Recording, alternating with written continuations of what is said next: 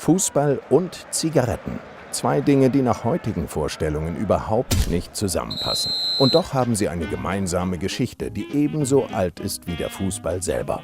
England gilt als das Mutterland des Fußballs. Schon zu Beginn des 20. Jahrhunderts gab es auf der Insel Tausende von Fußballclubs. Die Menschen strömten in die Stadien, um ihre Lieblinge spielen zu sehen. Doch es gab ein Problem.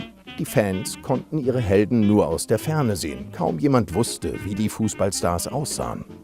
Hilfe kam von unerwarteter Seite. Zigarettenhersteller legten ihren Packungen sogenannte Cigarette Cards bei, mit Porträts der Ligaspieler.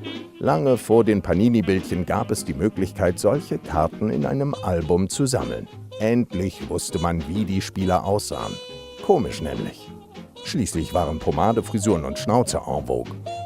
Fußball war ein neuer Sport und einige Karten halfen, die Fußballbegriffe und Regeln zu lernen. Nicht nur in England waren Zigaretten überall dabei, wo gekickt wurde. Spieler rauchten nach aufwühlenden Kämpfen, selbst im erholsamen Bad.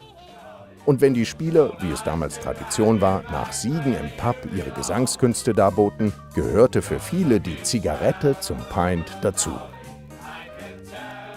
Selbst als der Fußball längst die Welt erobert hatte, blieb die Zigarette treuer Begleiter. In jeder Mannschaft gab es Rauchergrüppchen, niemand hatte etwas dagegen. Doch immer weniger rauchten in der Öffentlichkeit, aus Angst, nach schlechten Spielen deswegen kritisiert zu werden. Viele Trainer handhabten es so wie der große Ernst Happel. Er sagte, jeder Spieler darf rauchen, aber ich will keinen rauchen sehen. Auf der Trainerbank wurde fleißig weitergeraucht. Arsène Wenger war da keine Ausnahme. Die Spieler gaben sich oft nur noch im Verborgenen dem Rauchgenuss hin. Nur die Rebellischen standen dazu. Oft solche, die durch ihre feine Technik brillierten. Johann Cruyff etwa, der selbst in der Pause rauchte. Oder Sokrates, der wie kein Zweiter das Jogo Bonito, das schöne Spiel der Brasilianer, prägte. Aber nicht nur Schönspieler rauchten gerne. Lothar Matthäus, Weltfußballer des Jahres 1991 und bewundert für seine Athletik und Ausdauer, rauchte 10 Zigaretten pro Tag, wie er in seiner Autobiografie verriet. Auch Oliver Neuville, im Tessin geboren und mit Deutschland im WM-Finale 2002 überzeugte als laufstarker Flügelflitzer. Er erinnerte sich, wir spielten in Ulm, bei denen rauchte nur einer, bei uns Leverkusener 8. Wir gewannen trotzdem 9:1.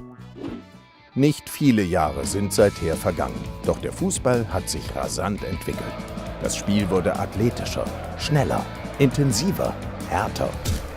Können Raucher da überhaupt noch mithalten? Offenbar ja. Mario Balotelli, Marco Verratti, Gianluigi Buffon, Mesut Özil, sie alle wurden von Paparazzis beim Rauchen geknipst. Die Ausreden sind bisweilen erheiternd. Mesut Özil etwa erklärte, er habe eine Wette verloren und deshalb eine Zigarette rauchen müssen. Jogi Löw, Özils Nationaltrainer, konnte sich schlechter herausreden, als er an der EM in der VIP-Loge rauchte. Die Trainer interessiert wohl vor allem eins: ob eine gelegentliche Zigarette die Leistung ihrer Schützlinge beeinflusst. Arsène Wenger hat darauf eine klare Antwort: Nein. Auf dem Platz schöne Pässe zu spielen, darauf kommt es an. Das wollen die Leute sehen. It's stunning from Arsenal.